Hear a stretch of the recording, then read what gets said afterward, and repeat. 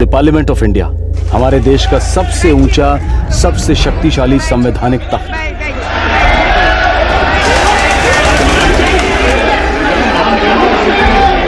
एक ऐसा महत्वपूर्ण स्थल जहां सारे देश की नियति लिखी जाती है, कानून बनाए जाते हैं, फैसले किए जाते हैं।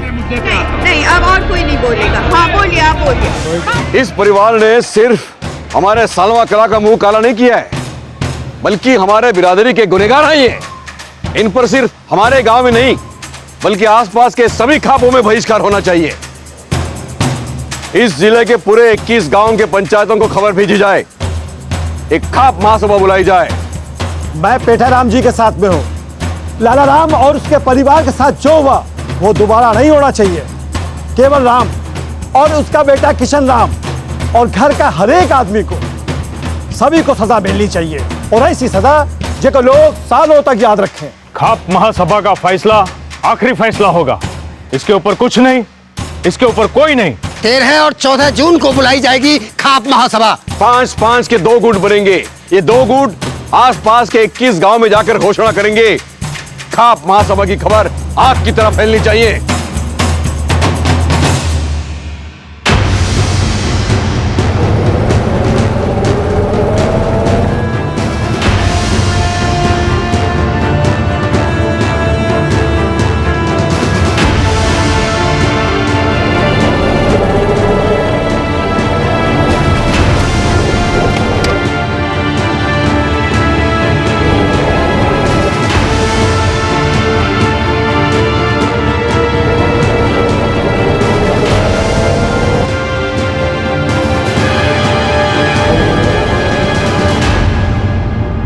देखना दुलारी, केवल राम और उसके बेटे किशन को कैसा करारा जवाब मिलता है।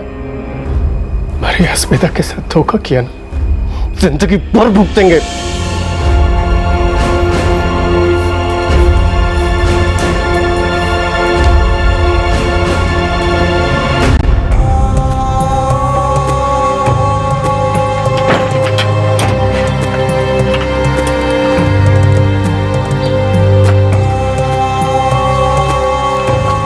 बात मान ली होती तो ये दिन देखने को ना मिलता। अच्छा, राम राम मनमोहन जी। राम राम भाई, राम राम।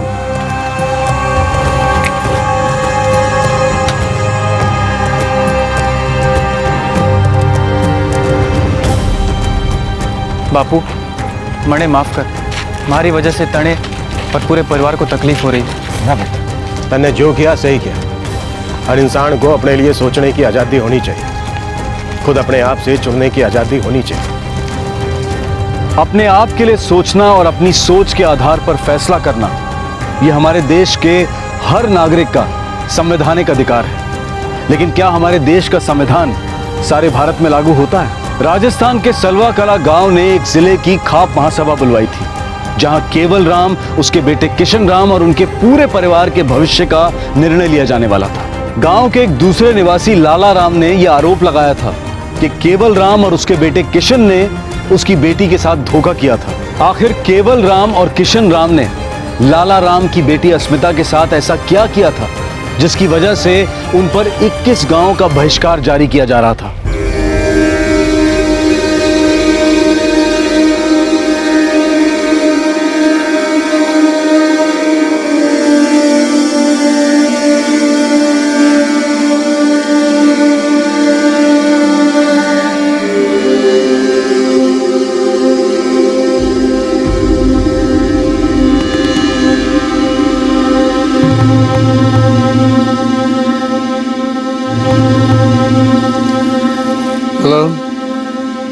आपके पिताश्री मेवालाल राम अब नहीं रहे।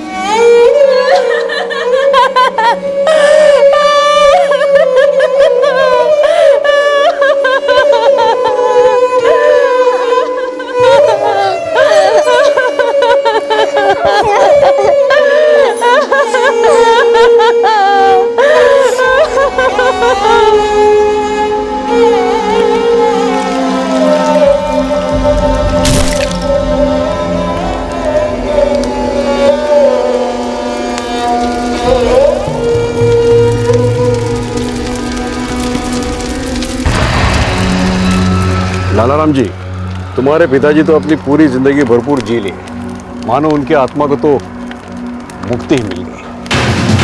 मृत्यु भोज का आयोजन करो लाला राम। सारी बिरादरी को खाना खिलाओगे तो आत्मा जल्दी वैकुंठ पहुंचेगी।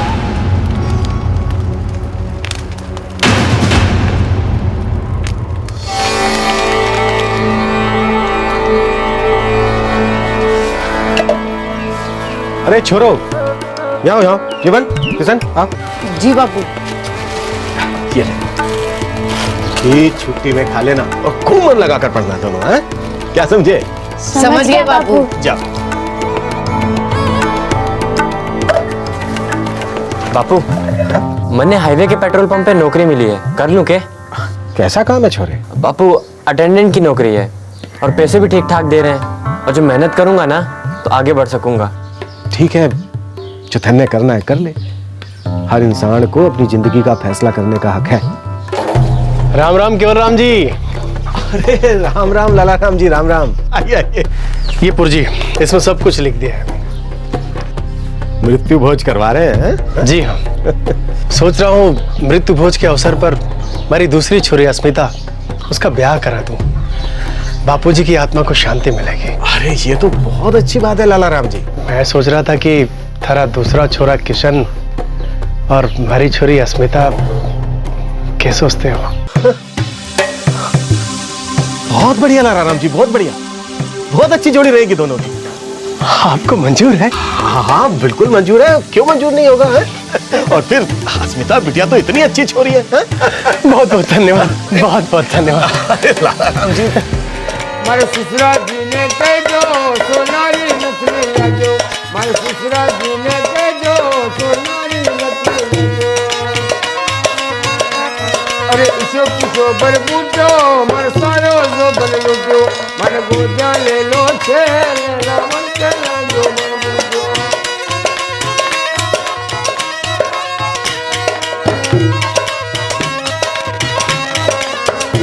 मारे रे रे रे रे रे रे ओ बन मारो के करियो हजारी गुलरो फूले, हजारी गुलरो फूले आबा में सबके। केवल राम जी, आज से हम लोग समधी हो गए।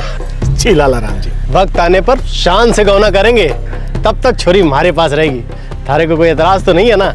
अरे लाला राम जी, रिवाज है, इसमें ऐतराज की क्या बात? तो ठीक है। मृत्यु भोज, बिछड़े हुए रिश्तेदारों की याद में आयोजित एक भोज, और रिवाज के तौर पर मृत्यु भोज पर आयोजित एक शादी, ताकि गुजरे हुए बुजुर्गों की आत्मा को शांति मिल सके। लाला राम के पिता की मृत्यु भोज के समय 12 साल की अस्मिता की शादी 16 साल के किशन के साथ तय की गई। ये 2006 की बात है। उसके पहले लाला राम की मां के मृत्यु भोज के समय लाला राम की बड़ी बेटी संगीता की शादी कराई गई थी। वो भी एक बाल विवाह ही था। 1929 में चाइल्ड मैरिज के खिलाफ एक एक्ट पास हुआ था, चाइल्ड मैरिज रेस्ट्रेंट एक्ट, और साल 2006 में एक नया एक्ट लागू हुआ, prohibition of child marriage act. इस एक्ट के तहत बाल विवाह में बंधे लड़का या लड़की यदि चाहें तो बालिग हो जाने के बाद उस शादी को नकार सकते हैं। बापू बापू बापू बापू, रिजल्ट देखो, मेरा नंबर देखो।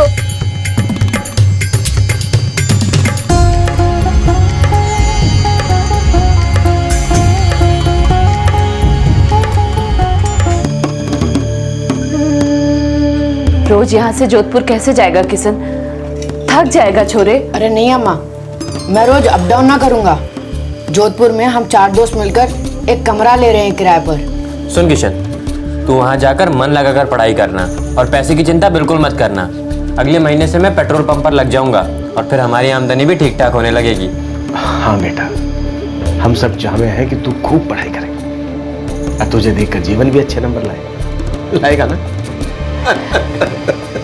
कॉलेज की पढ़ाई पढ़ने के बाद वापस जरूर आना छोरे, ये नहीं कि उधर शहर का होके रह जाए।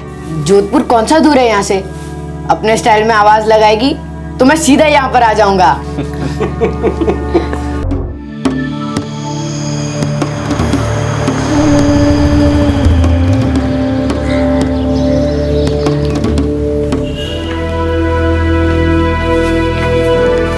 Good morning sir. Good morning Kishan Rao, कैसी चल रही है तुम्हारी एग्जाम की तैयारी? Very good sir. Good good. और तुम्हारे वो गवर्नमेंट स्कूल की पार्ट टाइम की नौकरी? बिल्कुल अच्छी चल रही है सर, और साथ में बीएड करने का प्लान भी है। अच्छा सर, मुझे पढ़ाना बहुत अच्छा लगता है, एक फुल टाइम टीचर बनना चाहता हूँ। बहुत अच्छी बात है किशन राव, एक टॉप क्लास का टीचर बनना, क्योंकि एक अच्छा अध्यापक ही समाज के भविष्य का कुम्हार होता है। वैसे इसमें पैसे बहुत ज्यादा नहीं है, हाँ? लेकिन सुकून बहुत है। बच्चों की आंखों में ज्ञान की चमक के आगे हीरे मोती भी फीके पड़ जाते हैं। समझता हूँ सर, मैं एक दिन अच्छा अध्यापक बनूंगा। कायम रखना अपने इस हौसले को किशन। वैसे इतना आसान नहीं है किशन, महंगाई का जमाना है, हर तरफ अपॉर्चुनिटीज बहुत बढ़ गई हैं। प्राइवेट कोचिंग क्लासेस, ट्यूशंस, एक तरफ होंगी तुम्हारी जरूरतें और दूसरी तरफ तुम्हारे उसूल। लेकिन इतना याद रखना किशन, अपने हुनर से एक अच्छी जीविका कमाना इंसान सीखता है, लेकिन सच्चाई और आजादी इंसान के साथ पैदा होते हैं। ये दोनों उसके हक भी हैं और फर्ज भी। इन दोनों से कभी समझौता मत करना। तुम्हें जिंदगी को क्या बनाना है ये तुम्हारा अपना फैसला है, तुम्हारा अपना हक है। हालात तुम पर हावी नहीं हो सकते। 3 साल की कॉलेज की पढ़ाई ने, एजुकेशन ने किशन के जिंदगी को देखने के नजरिए को काफी हद तक बदल दिया था। सही और गलत के बीच का चुनाव अब वो मॉडर्न और प्रगतिशील विचारों के आधार पर करने लगा था। लेकिन ये फैसले अक्सर दुविधाओं से घिर जाते हैं, और इन दुविधाओं का मूल कभी हालात में होता है तो कभी परंपराओं में।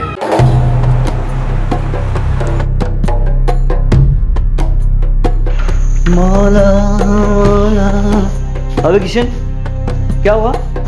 सुबह से साइलेंट फिल्म का दुखी हीरो बना हुआ है, कुछ हुआ है क्या? नहीं नहीं यार, कुछ नहीं हुआ। कुछ तो हुआ है, मुझसे छिपाएगा? चल बोल। अरे नहीं यार, ऐसा कुछ नहीं हुआ। अबे ऐसे कैसे नहीं है भाई? बीए में मेरिट लिस्ट में आया तू, बीएड में बिना डोनेशन का दाखिला मिल गया तुझे। सरकारी स्कूल में ऑलरेडी पढ़ा रहा है, जहाँ परमानेंट तुझे होना ही होना है। उधर गांव में माँ बाप भी खुश है। अबे और क्या चाहिए? अब जिस तरह से तूने चेहरा लटकाया हुआ है ना भाई, इसका तो एक ही मतलब है। क्या क्या मतलब है? कन्या, लड़की, इंग्लिश में बोलो गर्ल। तू ना प्यार व्यार के चक्कर में पड़ गया भाई। केसरिया बालम पधारो मोरे देश जी, पधारो मोरे देश जी।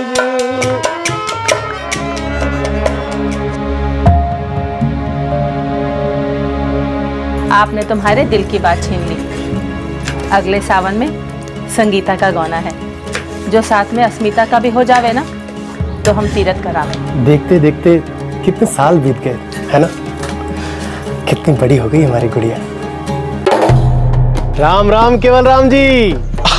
राम राम लाला राम जी, राम राम। आइए आइए। अरे भाई, थारा छोरा महेश तो पेट्रोल पंप पे जम गया है। हाँ लाला राम जी, और जब से बाप बना है और भी जिम्मेदारी से काम करता है। और सुना है अपना किशन भी बहुत आगे निकल गया है। लाला राम जी बस दया है, बीएड कर रहा है और साथ ही साथ सरकारी स्कूल में नौकरी भी चल रही है। नसीब वाली है हमारी छोरी अस्मिता। केवल राम जी, मैं सोच रहा था कि इस साल गौना दे दूं, आप क्या बोलते हो? हाँ लाला राम जी, पर बीएड करने तक रुक जाते तो बेहतर होता। वो गांव लौट आए तो अपनी जिम्मेदारी उठा सकेगा। थारी बात बिल्कुल सही है, लेकिन जितना जल्दी हो सके करिएगा। छोरी की उम्र हो गई है, जितना जल्दी परिवार शुरू कर दे उतना सबके लिए अच्छा हो जाएगा। हाँ बात तो ये भी ठीक है। बस गौने की ही बात करने आया था। जैसे ही तारीख पक्की हो जाए खबर कर दीजिएगा। राम राम लाला राम जी। राम राम।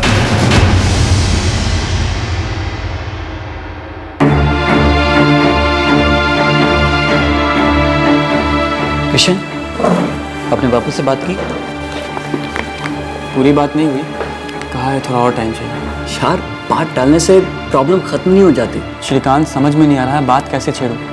अब ये बात सिर्फ मेरी मर्जी की नहीं है, ये पूरे गांव, पूरा बिरादरी वाला मामला है। तब वो सिर्फ 12 साल की बच्ची थी और मैं 16 साल का, वो भी बच्चा ही होता है।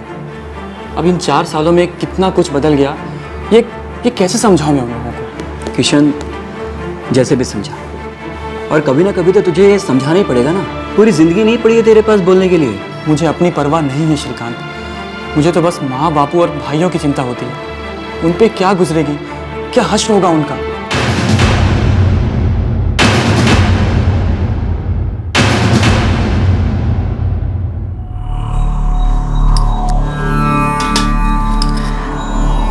तो क्या कह रहा है किशन अब? कुछ बता ही नहीं रहा है, बात को जलेबी की तरह गोल गोल घुमा रहा है। बापू कहीं अपना किशन बदल तो ना गए हो। मैं तो पहले ही कहती थी शहर भेजोगे छोरे को पढ़ने के लिए तो शहर की हवा लगनी ही लगनी है। पड़ गया होगा किसी शहर की छोरी के चक्कर में, माथा घुमा दिया है इसका। महेश की अम्मा ऐसी कोई बात होती तो किशन हमसे जरूर बताता। अभी तो कह रहे थे कि जलेबी की तरह गोल गोल बात कर रहा है, कुछ बता ही नहीं रहा है। अरे सुनो तो, अब बात कीजिए उससे, चुप रहने से बात बिगड़ेगी ही। जाने हूं ये बात नहीं करेंगे। हे महेश, अब तू ही समझा किशन को, अगर उसने जरा सी भी गलती करी तो हमारी 7 पीढ़ी को भुगतना पड़ेगा।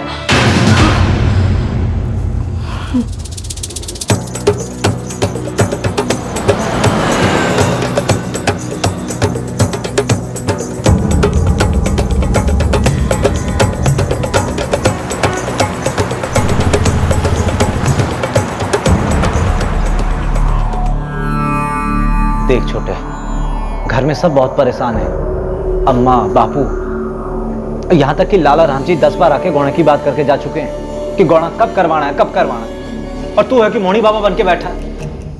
भैया मुझे कुछ समझ में नहीं आ रहा है, क्या कहूँ कैसे कहूँ। कोई छोरी वोरी है के? ना भैया। फिर के बाद मुझे ठीक नहीं लगता है भैया। क्या क्या ठीक नहीं लगे तुमने? यही बचपन की शादी वगैरह, मुझे सोचने का थोड़ा वक्त चाहिए भैया। अरे छोटे, इसमें सोचने ऐसा क्या है? थारी शादी हो गई अस्मिता के साथ। अरे हमारे घर की बहू है और थारी बीवी है वो। मान जा, घर आ जा, जिद न कर। देख गौड़ा हो जाने के बाद सब ठीक हो जाएगा। भैया शादी बचपन में हुई थी, तब मुझे मेरी मर्जी मालूम भी नहीं थी। अब बड़ा होने के बाद थारे को थारी मर्जी मालूम चल गई और तू घर वालों का फैसला ठुकरा रहा। फैसला घर वालों का था, इसलिए इतना सोच रहा हूँ। देख छोटे, बापू ने जुबान दे दी है और तूने भी तो 7 फेरे लिए थे उसके साथ, मांग में सिंदूर भरा था उसकी। अरे थारी बेबी है वो, और इनमें से कोई बात बदलने वाली ना है छोटे। मैं थारे से हाथ जोड़ता। ना भैया। देख छोटे, ऐसा कोई भी काम ना करियो जिससे थारी जिंदगी बर्बाद हो जाए, और थारे साथ साथ हम सबकी भी जिंदगी बर्बाद हो जाए।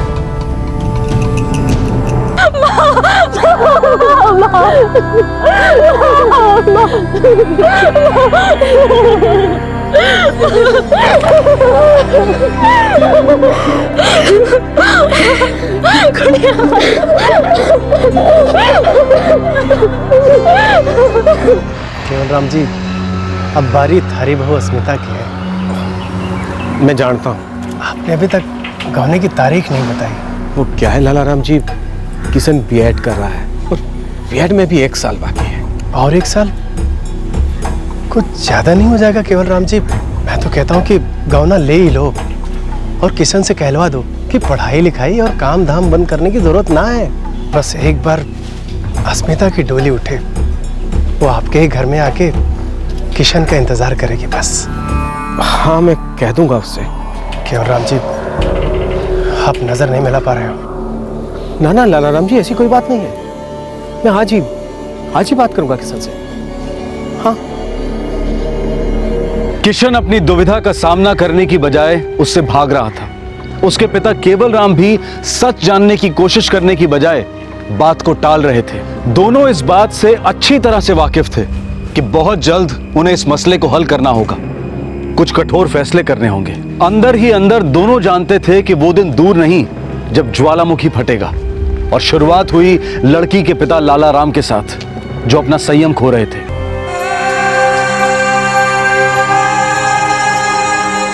पता नहीं क्या समझते हैं अपने आप को। बहुत हो गए टालने की नौटंकी। आज तो मैं तारीख पक्की करके ही रहूंगा।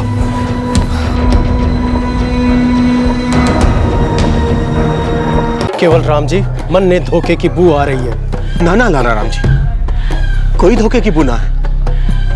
आप बस एक बार हमारी बात सुन लीजिए। समझी हूं आपका, ऊपर से लड़की का बाप। बात तो थारी सुननी ही होगी, लेकिन उसके पहले मुझे मेरे बेटी के गौने की तारीख पक्की चाहिए, वो भी अभी के अभी। हमारे पास कोई तारीख ना है।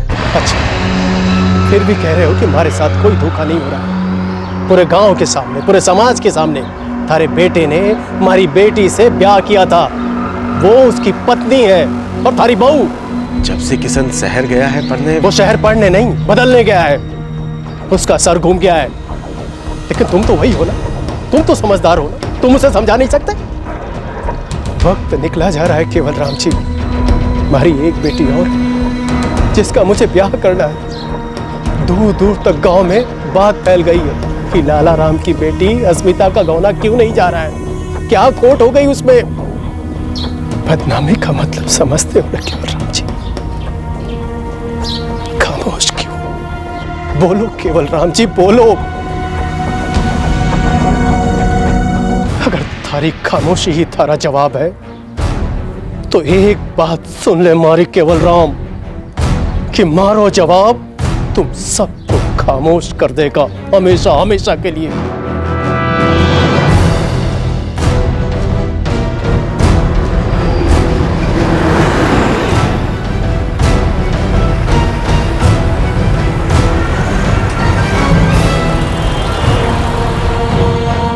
स्वतंत्र विचार, फ्री थिंकिंग, ये एक सिद्धांत है, एक बहुत ही पुराना तत्व। आज से 2500 वर्ष पहले गौतम बुद्ध कह गए कि लिखा हुआ शब्द, रिवाज, अफवाह और प्रवचन, इन सब से बड़ा होता है इंसान का विवेक और उसकी बुद्धि।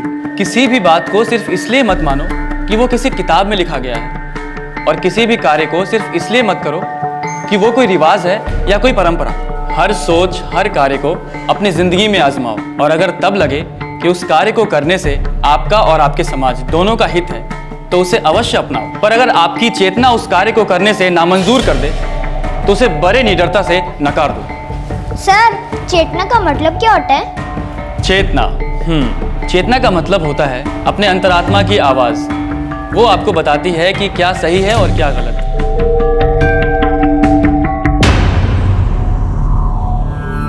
बापू, मुझे ये शादी मंजूर नहीं है। काहे? ना वो मेरी मर्जी से हुई थी, ना ही अस्मिता की मर्जी से। मारियो लाला राम जी की मर्जी कोई माने ना रखे हैं। हाँ, हम इतने गलत हैं। अस्मिता को मैं जानता तक नहीं हूँ, और ना ही अस्मिता मेरे बारे में कुछ जानती है। वो बस इतना जाने है कि तू बहुत जल्दी आके उसकी डोली ले जाएगा। थारी माँ और मैं भी शादी से पहले एक दूसरे को ना जाने थे, और थारा भाई महेश, वो भी थारी भाभी को ना जाने थे। आपको मौका नहीं मिला बापू, और ना ही भैया और भाभी को मौका मिला जानने का। जानने से क्या हो गया चोरे?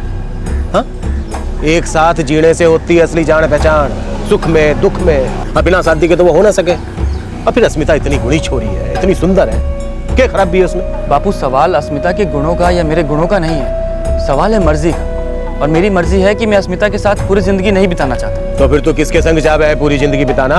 पता नहीं बापू, लेकिन कोई एक ऐसी लड़की होगी जो पढ़ी लिखी हो, जिसके अपने खुद के विचार हो। विचारों से घर नहीं चलता है चोरे।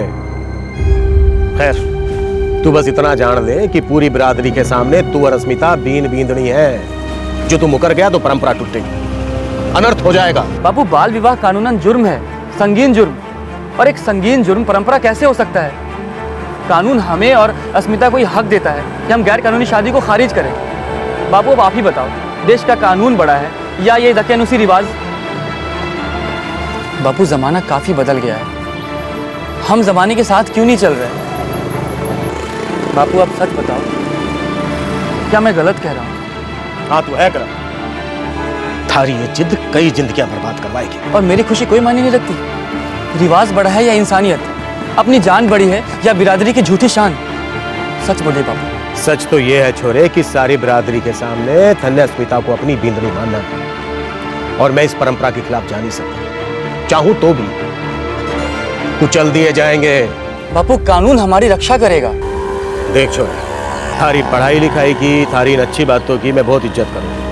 तन्ने पाठ पढ़ाया, मैंने सुना, सीना फूल गया मारो। लेकिन स्कूल में पढ़ाया पाठ असल जिंदगी में काम नहीं आता। 2 और 2 हमेशा 4 नहीं होते। ये पाठ तू जितनी जल्दी सीख लेगा उतना हम सब के लिए अच्छा होगा। और एक बात याद रखना हमेशा, कानून किताबों में बंद है और हमारी जिंदगी खाप की मुट्ठी में। समझा? परंपरा जो कई सालों से चली आ रही है, उसमें कुछ तो बात होगी। उसमें गलत क्या है? गांव के एक बुजुर्ग के मृत्यु भोज के दिन हुई है ये शादी। इस बंधन का अपमान उसकी आत्मा का अपमान होगा। परंपरा मैं नहीं बदल रहा, और न ही किसी का अपमान करना चाहूं। मैं तो बस इतना कहना चाहता हूं कि हमारा छोरा किशन पढ़ी लिखी पीढ़ी का है, नए जमाने का है। ये पीढ़ी नया सीख रही है, कुछ अच्छा सीख रही है। हमारे कहने का मतलब बस इतना है, जिन्हें ये परंपरा पालनी है पाल लें, और जिन्हें नहीं पालनी है उन्हें अकेला छोड़ दें। इन रिवाजों का शिकार ना बने। शिकार? शिकार? मन ने तो लगा था केवल राम की पढ़ लिख कर सिर्फ तेरे लड़के का सर घूम गए हो, लेकिन अब लगता है कि सबसे ज्यादा तू पगला गया है। 4 अंग्रेजी अक्षरों और हजारों सालों की परंपरा का कोई मेल नहीं होता। हमारे पुरखे कम विद्वान नहीं थे। जो इन्होंने बनाई परंपरा हमारे हाथ सौंप गई। तूने मर्जी से लालाराम की लड़की के रिश्ते को हाँ कहा था, कहा था कि नहीं? कहा था। तो अपनी जबान रख और 1 हफ्ते के अंदर अंदर गौना करा दे। नहीं कराया तो कुछ ठीक नहीं होगा।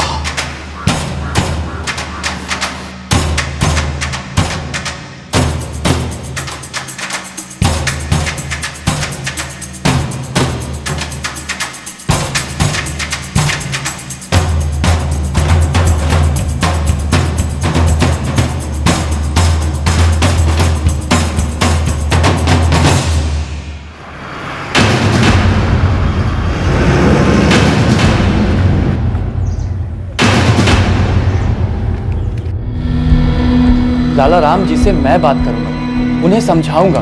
हाँ हाँ, सारी दुनिया को समझाने की बुद्धि लेकर आया तू जोधपुर से। हम सब तो अनपढ़ गंवार हैं। सारा गांव अंधकार में डूबा है, तू मसीहा बनकर रोशनी दिखाएगा हम सबको। अरे क्रांति लाएगा, है ना? अम्मा, मुझे कोई क्रांति नहीं लानी। मुझे तो बस एक ऐसी पत्नी चाहिए जो पढ़ी लिखी हो, जो मुझे फैसले करने में मदद करे, सही मायने में अर्धांगिनी हो। अम्मा, मुझे आजाद जिंदगी जीनी है, तलवार की नोक पर नहीं। ए छोटे, जिंदगी तो बहुत दूर की बात है। मैंने तो ये बता, जे लाला राम जी ने थारे पढ़े लिखे ज्ञान को ठुकरा दिया, थारी कोई बात ना मानी, फिर क्या कर लेगा तू? बोल क्या कर लेगा? किशन, थाने जो ठीक लगा तू वो कर। थारी बात हमारी समझ में तो ना थी, लेकिन है तो सच, कड़वाई से। बेटा, मैं इन परंपराओं को मानूं, लेकिन मैं इस बात को भी मानूं हूं कि परंपरा दिल से अपनानी चाहिए, जबरदस्ती नहीं। धन ने अपनी जिंदगी का फैसला करने का हक है, हम सबको होना चाहिए।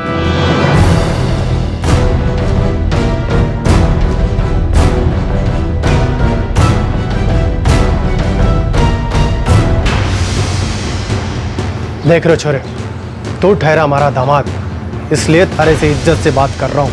ये अपने ज्ञान का पिटारा है ना, जाके कहीं और खोलना। तू मन्ने को बस इतना बता कि कब ले जा रहा है अपनी दुल्हन को। लाला राम जी, बेटी है आपकी, उसे भी तो अपनी मर्जी की जिंदगी जीने का हक दीजिए, और लड़का चुनने का भी, क्योंकि मैं तो इस शादी को नहीं मानता, और आपकी बेटी की डोली मेरे घर तो कभी नहीं आएगी।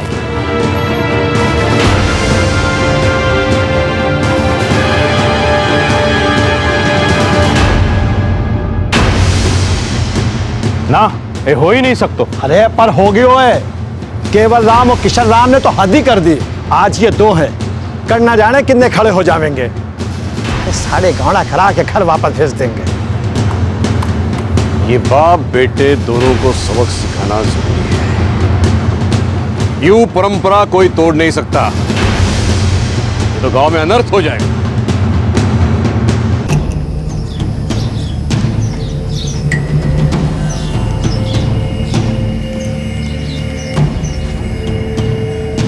मैं अकेला जाऊंगा बापू। ना छोटे, मैं चलूंगा थारे साथ। चल। सिर्फ मैं और किशन जाएंगे, बाकी कोई नहीं लेगा घर से, एक कदम बाहर नहीं रखेगा, समझे सब?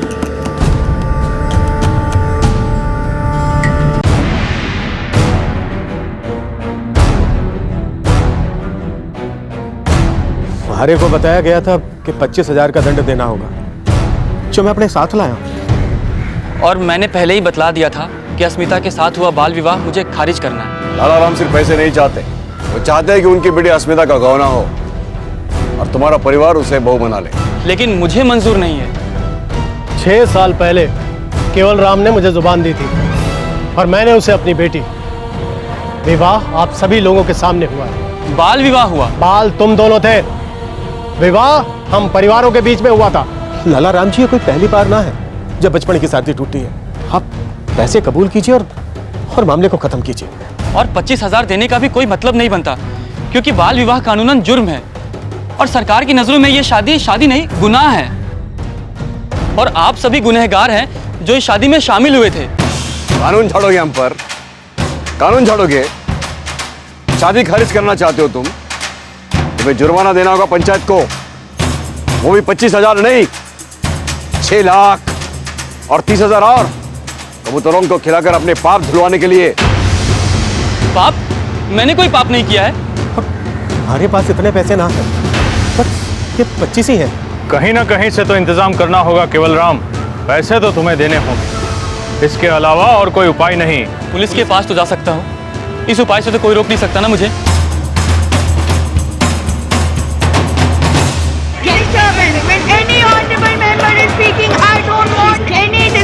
चाहे इधर से बोले चाहे इधर से बोले, कैसे बोलेंगे कोई भी? Nothing will go in record. जी।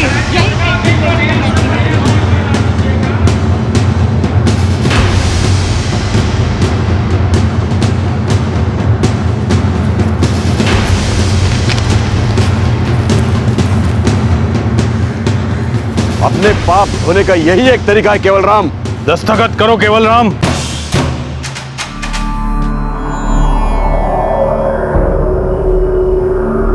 इससे क्या होगा? इससे हमारी आबरू थोड़ी ही वापस आ जाएगी।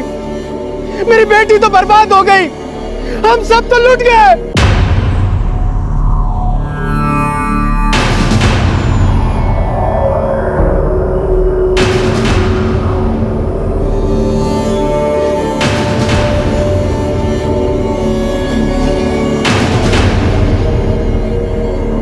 केवल राम, तू और तेरा ये शहर रिटर्न बेटा पंचों के ये चप्पल अपने सर पर रखकर सारे गांव से माफी मांगेंगे।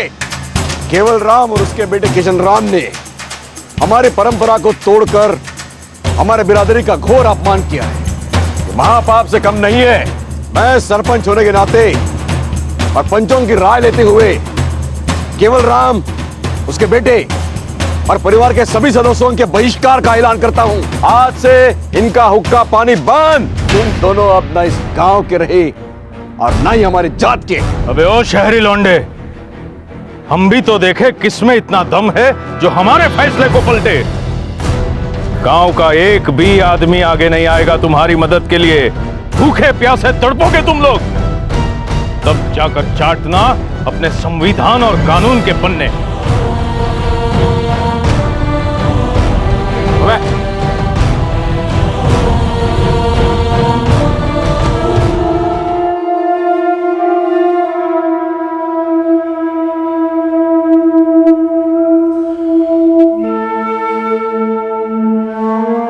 क्या सोचा है आगे के लिए?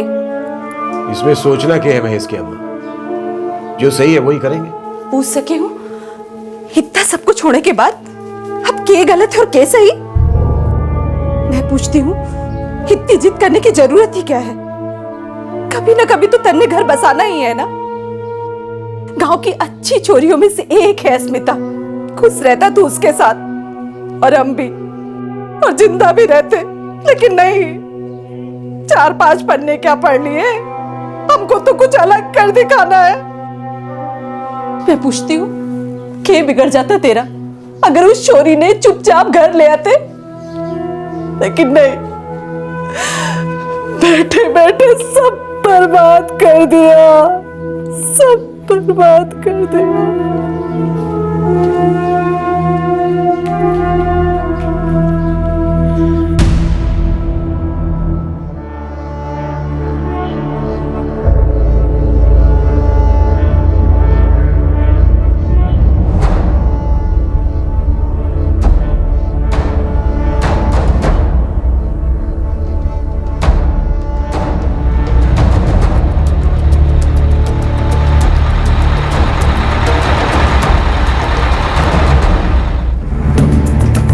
चढ़ने दो हमें। सवाल ही पैदा नहीं होता।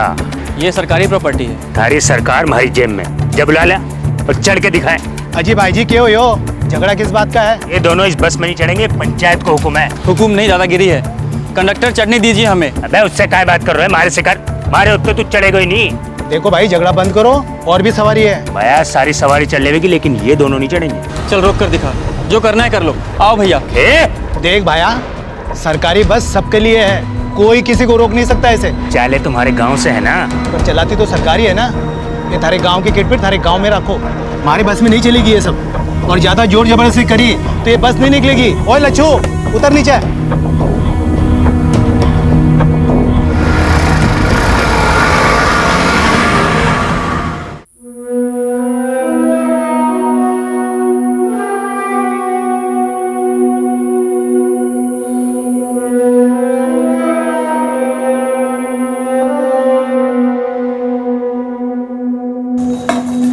स्कूल में कोई भी छोरा हमारे से बात नहीं करता, तो स्कूल बातचीत करने जाता है या पढ़ाई करने? देख, हर चीज को बढ़ाना इतना अच्छी बात नहीं है। पढ़ाई पे ध्यान दे। बहिष्कार तो पूरा हो रहा है। आज न दूध खरीद सकी न तरकारी। कब तक चलेगा ये?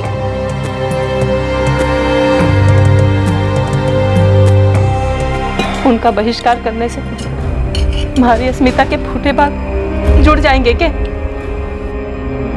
ये होगा इसका, किसी दूसरे से ब्याह भी नहीं कर सकते। सारी बिरादरी के सामने शादी हुई है इसकी, सारी जिंदगी यहीं पड़ी रहेगी क्या?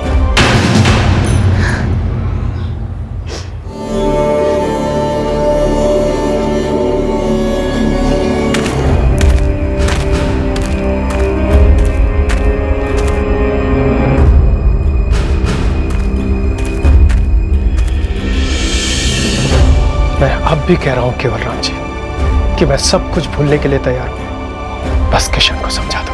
किशन ने जो आपको बात समझाई थी उस पर ध्यान दो लाला राम। वो कोई मसीहा है? अब देखना उस सोले पर कैसे चढ़ेगा। मौत के लिए भीख मांगोगे, भीख।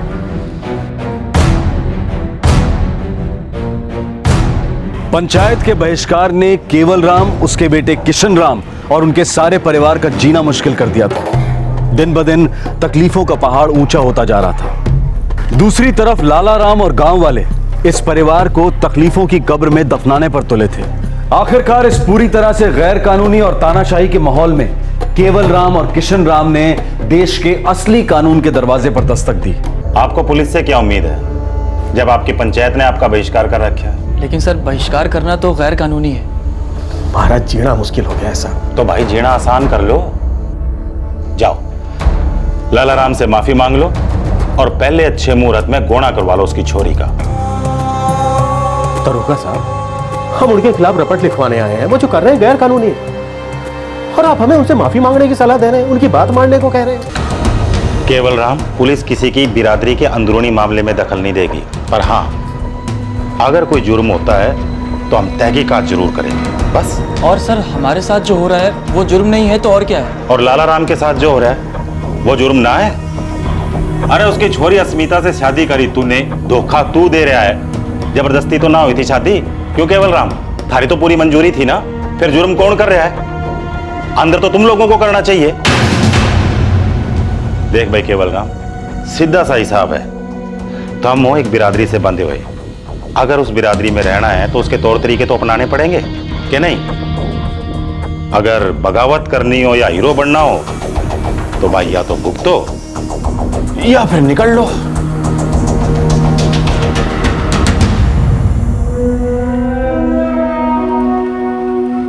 अब ये लाला राम और आगे जाएगा, हमें नुकसान पहुंचाने के लिए कुछ भी करेगा। मैं सोच रहा हूँ बापू, हम लोग कोर्ट में शिकायत करते हैं, जोधपुर डिस्ट्रिक्ट मजिस्ट्रेट के पास जाके मिलते हैं। एसएचओ साहब ने तो हमें भगा दिया, भला डीएम साहब हमारी बात काहे सुनेंगे? कोशिश करते हैं बापू, अगर डीएम साहब हमारी बात नहीं सुनेंगे तो हम कहीं और जाएंगे। कोई ना कोई दरवाजा हमारे लिए जरूर खुलेगा बापू, और सच्चाई हमारी तरफ है, डरने की कोई बात नहीं बापू।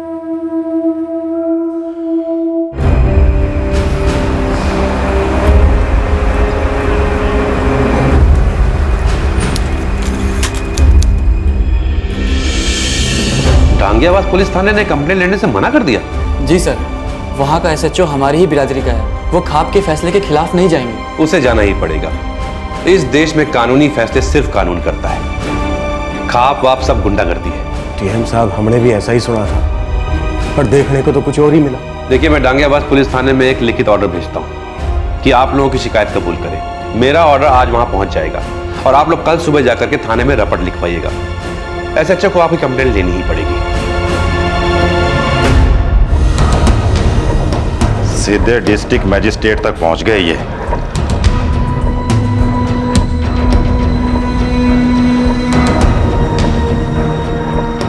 डीएम साहब ने ऑर्डर दिए हैं कि चार्जेस आईपीसी धारा 384, 386, 394, 327, 341, 323, 506 और 147 के तहत फाइल होंगी साहब। ये मामला गांव का अंदरूनी मामला है।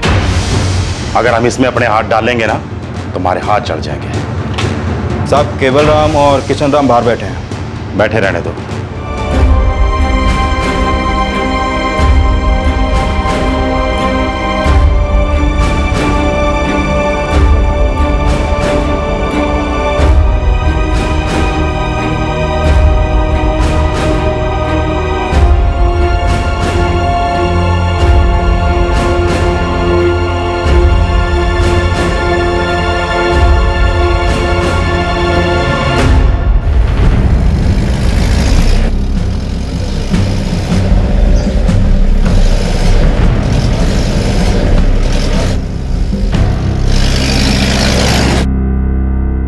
एक तो मेरे और मेरी बेटी के साथ धोखा किया, ऊपर से डीएम साहब के कान भरा है, और अब हमारे ही खिलाफ पुलिस कंप्लेंट करवाने चले हैं। सरपंच जी, देखिए, हमारे को कंप्लेंट तो दर्ज करनी पड़ेगी।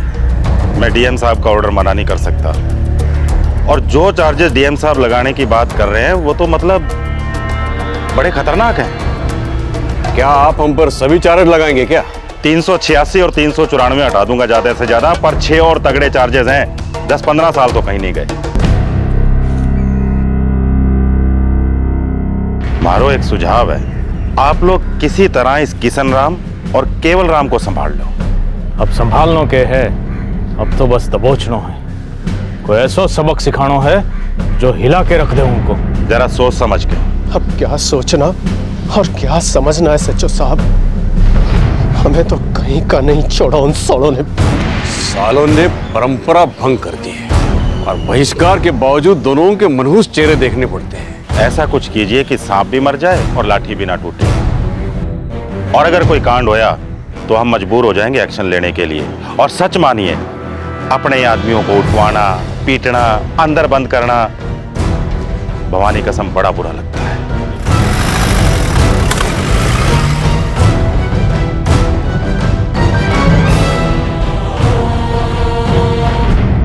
हम एफआईआर दर्ज करेंगे। Thank you sir. पर इससे किसी का बाल भी बांका नहीं होगा किशन राम। केस घिसेगा और उससे ज्यादा तुम घिस जाओगे। सर, आप अभी से ऐसा क्यों कह रहे हैं? क्योंकि तुम भी मेरी बिरादरी के हो, अपना समझ के कह रहा हूं। जात हमारे देश की सबसे बड़ी सच्चाई है छोरे। जात वो खंबे हैं जिन पे सरकारें खड़ी होती हैं। इसलिए जात से पंगा ना ले, चुपचाप जाके समझौता कर ले, कानून और सियासत को बीच में लेके ना। सर, समझौता एक चीज है, लेकिन जबरदस्ती मर्जी के खिलाफ कुछ करवाना दूसरी चीज है। बड़ा मर्जी का पुजारी है तू। ठीक है, ले ली तेरी कंप्लेंट। अब जा, देखते हैं कि तेरी मर्जी तेरे को कहां तक लेके जाती है और क्या क्या दिखाती है।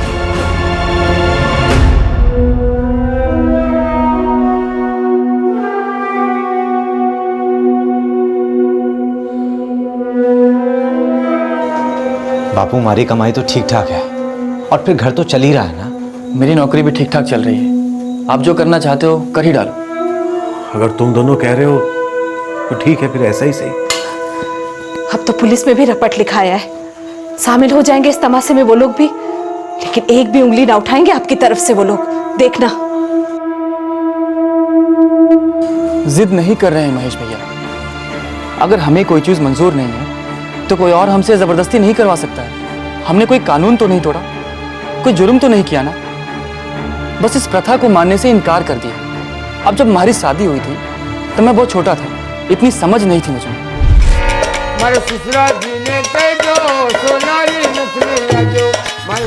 भैया, अस्मिता के लिए भी बड़ा दुख होता है, लेकिन इस समस्या का हल नहीं है मेरे पास। सच में कोई हल नहीं।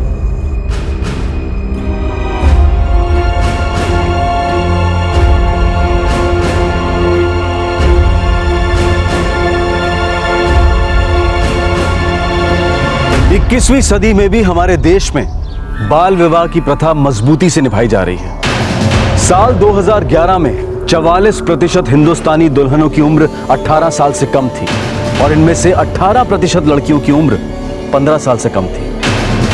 20 साल पहले से आंकड़े काफी कम हैं, लेकिन फिर भी हैं तो काफी हाई। और सबसे ज्यादा बाल विवाह के केसेस राजस्थान में होते हैं। लेकिन पिछले कुछ सालों में, खासकर इंटरनेट और आरटीआई के आने के बाद, कई राजस्थानी लड़के और लड़कियां बालिग हो जाने के बाद बचपन में हुए उल्लंघन को खारिज करने निकल पड़े हैं। कई युवक युवतियां आज इस प्रथा के खिलाफ बगावत कर रहे हैं, कानून से अपने मूलभूत मानव अधिकारों के लिए अपील कर रहे हैं। लेकिन बहुत दुख के साथ कहना पड़ता है कि इनमें से ज्यादातर केसेस सालों चलते हैं और ये अपने आप में जवान लड़के लड़कियों के लिए एक हार है।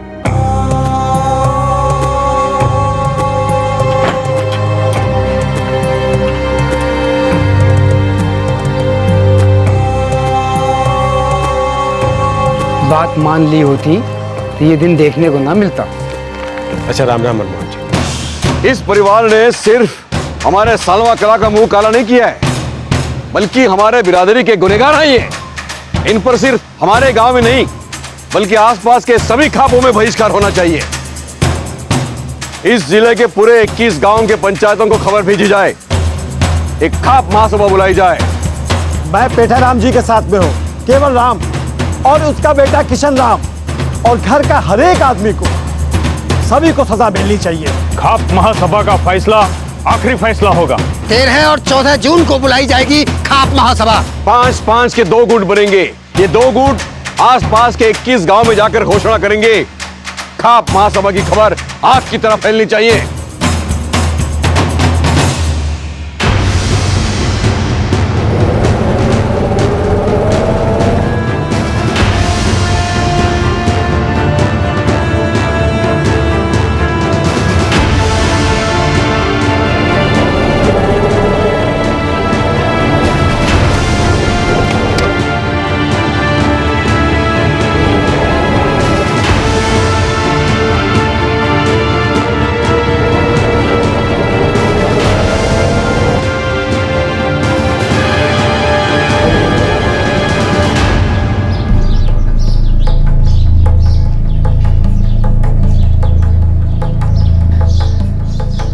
बापू 13 और 14 जून को बुलाएगी ये खाप महासभा।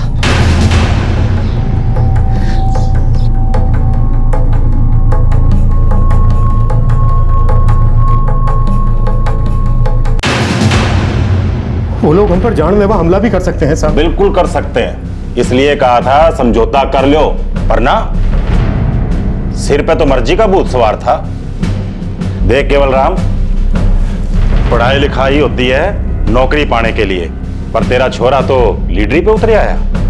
अगर जाति के हित की बात करता ना तो कल को मंत्री बन सकता था, पर ना, कॉलेज की डिग्री ने इसमें इतना गुरूर भर दिया कि सीधे जाति के गिरेबान पे हाथ डाल दिया। और श्रीमान बीए बीएड मिला के आज थारा सारा परिवार घुटनों के बल रेंग रहा है। सर हमारा तो ये हक बनता है कि आप हमें प्रोटेक्शन दें। और थारा फर्ज था कि बिरादरी का मान रखो, अपने किए पे शर्मिंदा हो, माफी मांगो, समझौता करो। अगर ये सब फर्ज निभाए होते ना, फिर हक की बात करता। और एक बात कान खोल कर सुन लो तुम लोग, थारी सुरक्षा में हम कुछ नहीं करेंगे, समझ गए? हम कुछ ना करेंगे। खाप महासभा हमारे लिए दिल्ली की पार्लियामेंट से कम ना है, शायद उससे भी ऊंची है। और वहां पे किया गया हर फैसला पत्थर की लकीर होगा। किशन राम, तैयार हो जा सजा के लिए, और थारे किए की सजा ना जो थारा सारा परिवार भुगतेगा, देख लियो।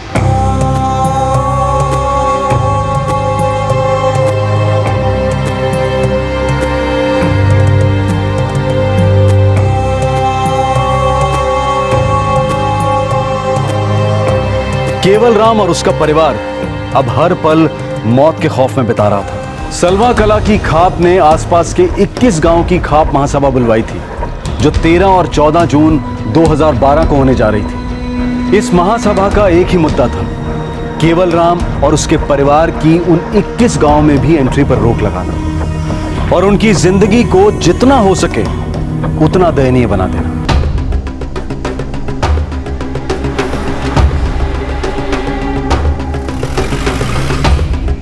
आप ही बताइए डीएम साहब, अब हम क्या करें? गांव की पंचायत ऐसा फैसला कैसे कर सकती है और पुलिस इस बात पे चुप है? चुप नहीं है सर। एसएचओ सर तो कहते हैं कि गलती हमारी है, हमें माफी मांग लेनी चाहिए, समझौता कर लेनी चाहिए। अब इस केस को मैं अपने तरफ से हैंडल करता हूं, आप लोग चिंता मत कीजिए। मैं आपके लिए एक पब्लिक प्रोसिक्यूटर का इंतजाम करूंगा जो इस केस को लड़ेगा। बहुत बहुत मेहरबानी होगी डीएम साहब।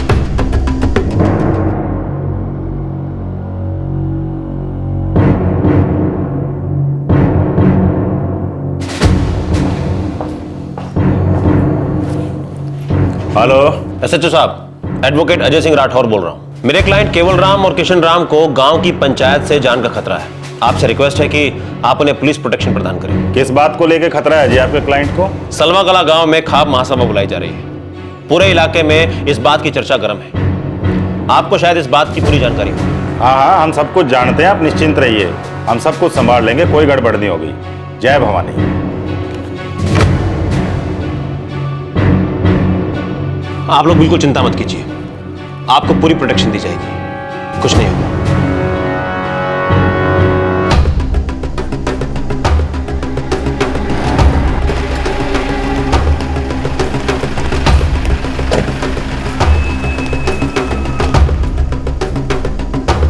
ये हो क्या रहा चल रहा? ना तो महासभा कैंसिल हुई और ना ही केवल राम और किशन राम को पुलिस प्रोटेक्शन मिली। 2 दिन पहले आपने आश्वासन दिया। आश्वासन दिया था कि कोई गलत बात नहीं होगी और खाप महासभा कोई गुंडों की टोली ना। एडवोकेट साहब, हमारी बिरादरी की इज्जत है और जिसके दिल में खोट हो ना वही डरे इनसे। और वैसे भी जाति और खापों के मामले में ना खाकी, खादी और काला कोट तीनों को दूर ही रहना चाहिए। ये महासभा जो करने जा रही है वो गैर कानूनी है। सरकार कानून बनाती है और खाप सरकार बनाती है। आप बात क्या कर रहे हैं एडवोकेट साहब? आप और मैं मिलकर अपनी पूरी ताकत भी लगा देना, तब भी ना तो ये महासभा रुकेगी और ना ही वो फैसला जो किशन राम और केवल राम को रोन देगा। आप बात क्या कर रहे हैं? ये 2012 है, कोई मध्यकालीन तानाशाही नहीं। एडवोकेट साहब, जाति के मामलों में काल भी कोई मायने नहीं रखता। और आप ये मत समझिए कि मैं कोई अनपढ़ या गंवार हूं, मैं सेंसिबल बात कर रहा हूं। चाइल्ड मैरिज एक्ट 1929 में पास हुआ था और आज से 6 साल पहले यानी 2006 में इसे और मजबूत किया गया। पर क्या फायदा होया? जीरो। बाल विवाह तो आज भी थोक के हिसाब से हो रहे हैं, जैसे ये अपने अस्मिता और किशन राम का होया। ये प्रथा चलती आ रही है और चलती रहेगी। ये प्रथाएं चलती आ रही हैं और चलती रहेंगी वो सिर्फ इसलिए क्योंकि आप जैसे लोग इन खापों का साथ दे रहे हैं। वो लोग कानून को जिंदा गाड़ रहे हैं और आप जैसे लोग उसे कफन पहना रहे हैं। वाह एडवोकेट साहब वाह, आखिरकार सारी गलती पुलिस की। आप चाहो तो अपनी 10 उंगलियां हम पे उठा सकते हो एडवोकेट राठौर, पर हम बिल्कुल खामोश रहेंगे। अगर हम आपके हर सवाल का जवाब देंगे तो उन सवालों की आबरू को प्रोटेक्शन कौन देगा सर?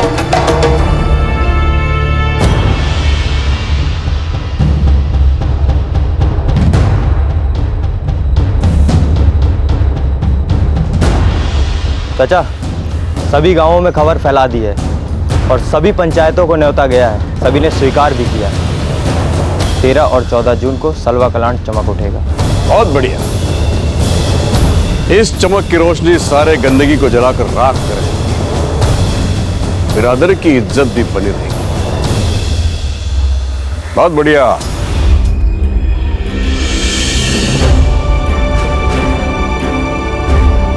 अभी भी मान ले तो कुछ नहीं बिगड़ा है। बेटा तो अड़ियल है ही, बाप भी उसी के धन का है। बापू, मैं जानता हूँ जो कुछ हो रहा है सब मेरे कारण हो रहा है, लेकिन मेरा यकीन करो बापू, मैंने कभी नहीं चाहा था कि आप सबको किसी मुसीबत में डाल दूं। अरे ऐसा सोचना भी मत। बापू, मेरी सोच ही बदल गई।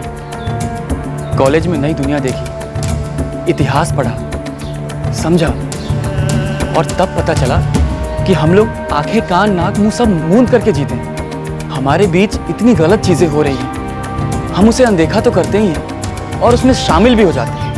बेटा, मैंने नहीं मालूम कॉलेज में थन्ने के पढ़ा है, पर मैंने इतना मालूम है कि कॉलेज में पढ़े सारे छोरे थारी जैसी गहरी बात नहीं सोचते। तने जो महसूस की है वो बड़ी ऊंची बात है, और तने जो ठान लिया ना गलत प्रथा के खिलाफ लड़ने की, इसने हमारी आंखें खोल दी। मैंने खुद महसूस किया है कि हमारे से गलती हो गई थारी शादी करके, और न जाने ये प्रथा कितने बच्चे बच्चियों की जिंदगी बर्बाद करेगी।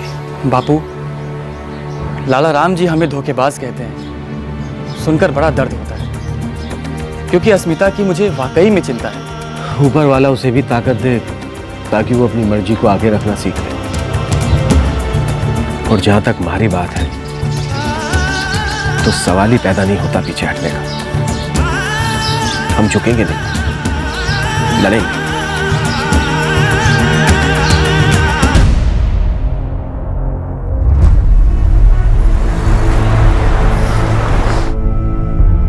आदरणीय मंत्री महोदय, मैं आपको एक बहुत ही सीरियस सिचुएशन के बारे में इत्तला करना चाहता हूं, जो जोधपुर जिले के सलवा कला गांव में तूल पकड़ रही है। इसका ताल्लुक केवल राम नाम के एक आदमी और उनके बेटे किशन राम से है, जो सलवा कला गांव के निवासी हैं। इस गांव की पंचायत ने खाप महासभा बुलाई है। तारीख थी 6 जून 2012 और खाप महासभा 13 और 14 जून को होने वाली थी। केवल राम और किशन राम ने अपने एडवोकेट के द्वारा राज्य के सबसे ऊंचे अधिकारी को एक फरियाद भेजी कि वो इस मामले में दखल दें, उनकी रक्षा करें और उन्हें न्याय दिलवाएं। लेकिन इस उच्च अधिकारी के ऑफिस से कोई जवाब नहीं आया। ऐसा लग रहा था कि मामला अब हाथ से निकलने ही वाला है।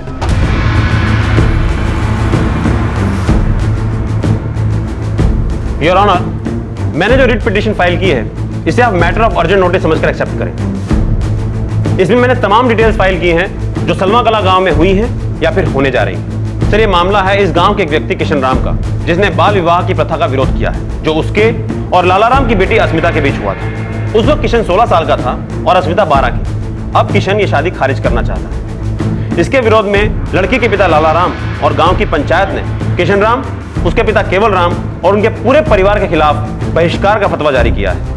योर ऑनर, अब पंचायत ने 13 और 14 जून को 21 गांव की खाप महासभा बुलाई है, जिसमें किशन राम और उसके परिवार के खिलाफ और भी भयंकर फतवे जारी होने के पूरे आसार हैं। योर ऑनर, किसी भी परिवार का सोशल बॉयकॉट या उन्हें धमकियां देना पूरी तरह से इलीगल है, अनकॉन्स्टिट्यूशनल है। किशन राम के परिवार की जान को खतरा है। मेरी अदालत से दरख्वास्त है कि वो इस मामले में जल्द से जल्द उचित कार्रवाई करें।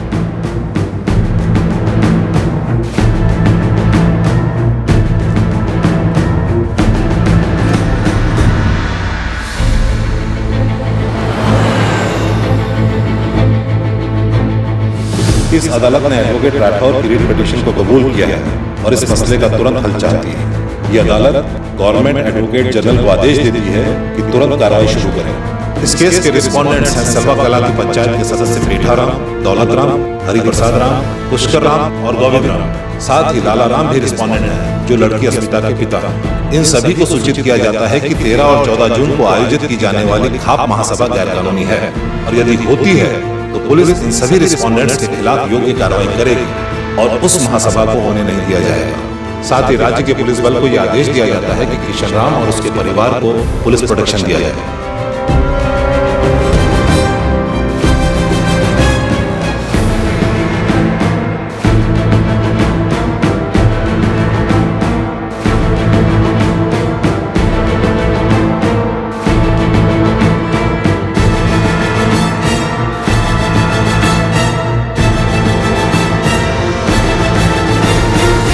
लड़ाई अभी खत्म नहीं हुई बापू, अभी दिल्ली बहुत दूर है। हाँ बेटा, लेकिन हम रुकेंगे नहीं, हार नहीं मानेंगे, लड़ते रहेंगे।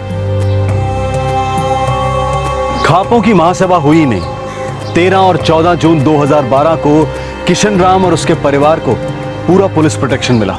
इस वक्त सलवा कला के पंचों के खिलाफ केवल राम और किशन राम जोधपुर हाई कोर्ट में डट कर केस लड़ रहे हैं। कानून कहता बहुत कुछ है, लेकिन हकीकत उससे कोसों दूर है। ग्राउंड रियलिटी यह है कि हमारे देश के हजारों गांव में पंचायत राज की जगह गुंडा राज चल रहा है। ये खाप कल्चर हमारे देश के गांवों को विकसित करने की बजाय 200 साल पीछे ले जा रहा है। पंचायत का काम होता है सरकारी स्कीम्स को गांव वालों तक पहुंचाना। शिक्षा, स्वास्थ्य, विकास और लॉ एंड ऑर्डर पर पूरी तरह से फोकस करना।